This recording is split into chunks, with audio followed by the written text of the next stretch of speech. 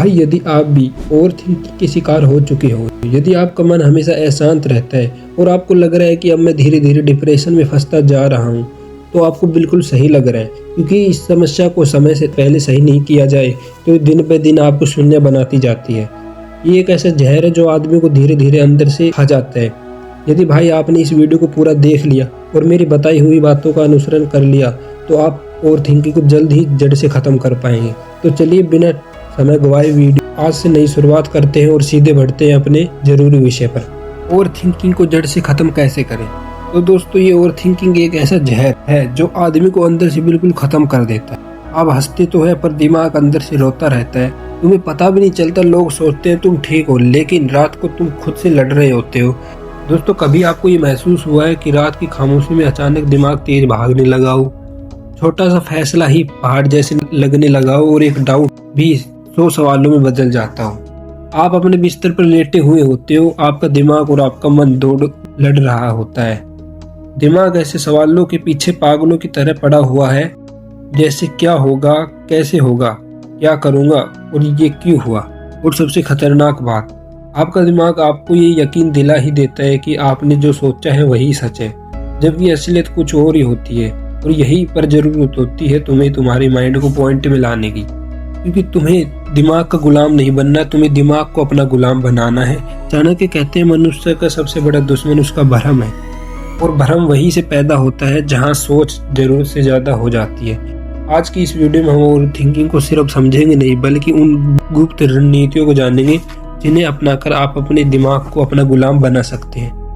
अगर ये बातें आपको अभी तक सटीक लगी हो तो एक रिक्वेस्ट है, इंस्पायर्ड एस के चैनल को सब्सक्राइब जरूर कर देना, क्योंकि यहाँ हम सिर्फ बातें नहीं करते, यहाँ हम जिंदगी बदलने वाली सच्चाई सामने लाते हैं और सिखाते हैं। चलिए दोस्तों, अब शुरू करते हैं। पॉइंट नंबर 1, विचारों का जाल।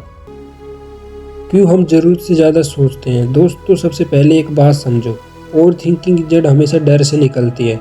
हमारा दिमाग फ्यूचर में जाकर ऐसी कहानियां बना देता है जिनका असलियत में दूर दूर तक कोई संबंध नहीं होता है। आप कंट्रोल करना होगा, क्योंकि आप हर सोच को नेगेटिवली सोचने लगते हो, जैसे मैं अपने जीवन में क्या करूँगा, मुझे कुछ नहीं आता, या मैं अकेला हूँ। दोस्तों, यहीं पर आपको एक काम करना है, इन्हीं थॉट्स को पॉजिटिवली बना देना है। ऐसे, मैं सब कुछ कर सकता हूँ, मुझे सब आता है और मैं अकेला नहीं हूँ, मेरे साथ मेरा मन और दुनिया की सबसे मेरा खुद का दिमाग है। दोस्तों, ये कोई ऐसी वैसी बात नहीं है, ये सच में काम करता है, क्योंकि लेकिन ये टेक्निक अपना कर मैंने अपनी ओवर थिंकिंग की बीमारी को जड़ से खत्म कर लिया। मित्रों, चाणक्य जी कहते हैं, जिस बात पर आप कोई नियंत्रण नहीं, चिंता करना भी मूर्खता है। और यही हम रोज करते हैं। आप खुद सोचिए कि कितनी बार आपने अपनी रात की नींद इसलिए खराब की क्योंकि आपको लगा कि कुछ गलत हो जाएगा, लेकिन सुबह उठकर वही चीज छोटी लगती है। यही है ओवर थिंकिंग का जाल।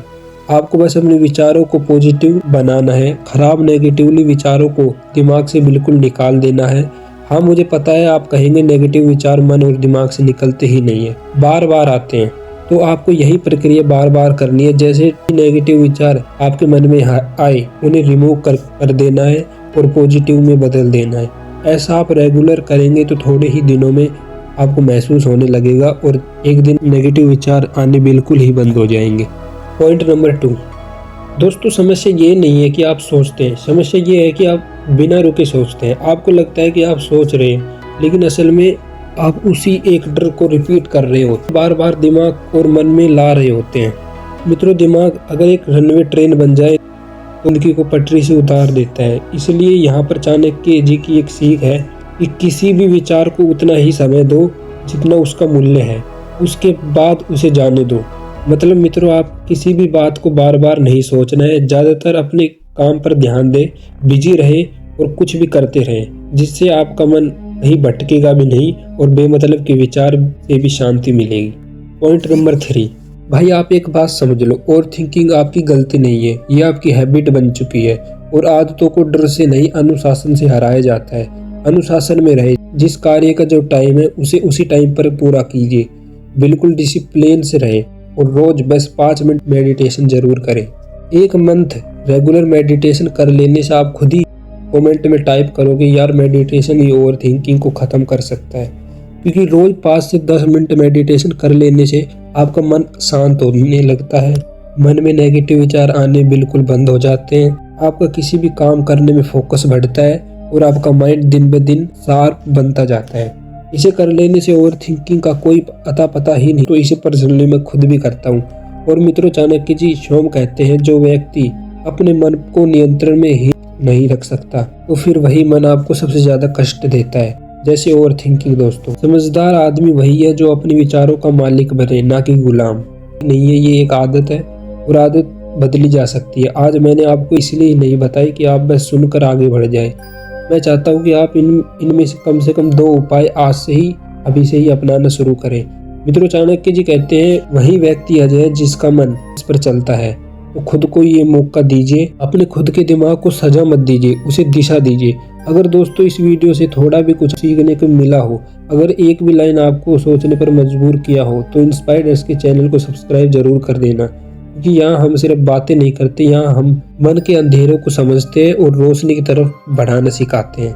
मित्रों, आप अकेले नहीं है। मैं हर वीडियो में आपके साथ के लिए अपने मन पर विजय पाओ, अपने जीवन को ऊपर उठाओ। जय हिंद, जय भारत।